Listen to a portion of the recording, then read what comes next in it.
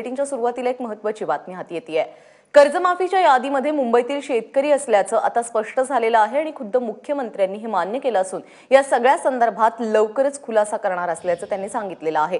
ऋत्विक भालेकर आपल्याशी या सगळ्या संदर्भात बोलण्यासाठी आपल्या बरोबर आहे। ऋत्विक, काय म्हटलेलं आहे या सगळ्या संदर्भात मुख्यमंत्र्यांनी?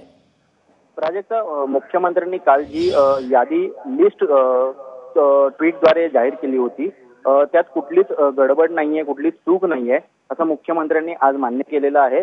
त्याचबरोबर लवकरच मुंबईसहित सर्व जिल्ह्यांचे जे शेतकरी आहेत आणि त्यांची जी यादी आहे ती जाहीर करणार असल्याचं सुद्धा त्यांनी सांगितलेलं आहे। मुंबई शेतकरी कुठून आले असा प्रश्न विरोधकांकडून विचारला जात होता आणि विविध आरोप केले जात होते की ही यादी फसवी आहे, ही दिशाभूल करणारी आहे। मात्र तसं नसून हे सर्व आरोप चुकीचे आम्ही ठरवू असं सुद्धा मुख्यमंत्री सांगायला विसरले नाहीत।